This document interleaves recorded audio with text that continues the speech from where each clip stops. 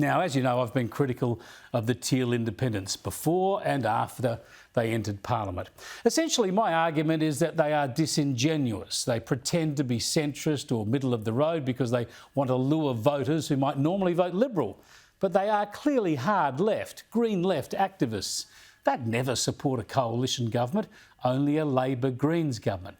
Now, that's fine. In a democracy, let every flower bloom, but they need to be upfront about it. Last week, I editorialised along these lines, criticising them for pretending to be individual independents when they behave more like a party. I highlighted how they'd campaigned on political integrity, but had broken the rules on political donations and taken money from donations that were generated from coal investments. I also talked about how they push dog parks when they're supposed to be saving the planet.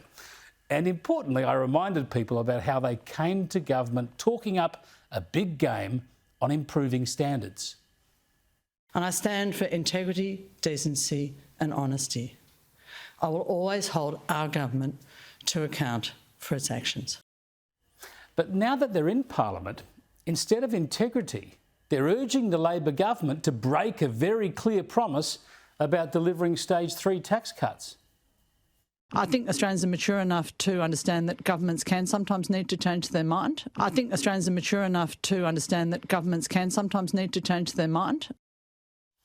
Wow, from integrity to breaking promises. The Teals, by the way, promised they wouldn't have tax policies.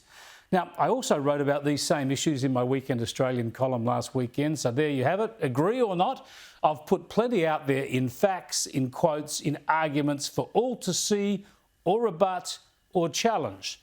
So it's instructive, I think, to look at how the Teals respond, how they seek to deliver on their improved political standards. Zali Steggall tweeted a photo of my column, thank you very much, but she called it a dummy spit and claimed there was climate denialism involved, which is, as you know, just not true. She seemed to think, though, that it was funny for climate alarmists to keep their dogs and cats while they push farmers to cull their livestock.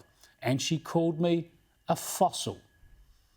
Oh, well, I'm no oil painting, I suppose. At least it was a response.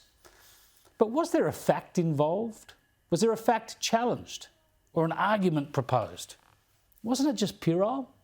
Especially given I've given Steggall so many times an invitation to appear on this program to discuss all these issues. Many, many times we've asked her and she never turns up. The same goes for all the Teals, by the way. They never turn up anywhere someone might disagree with them. So let's look at their Svengali, the millionaire son of a billionaire, Simon Holmes à Court. Last week, after my editorial on this program about Monique Ryan, he tweeted something about his media monitoring service and referred to a rare insight into my crazed mind.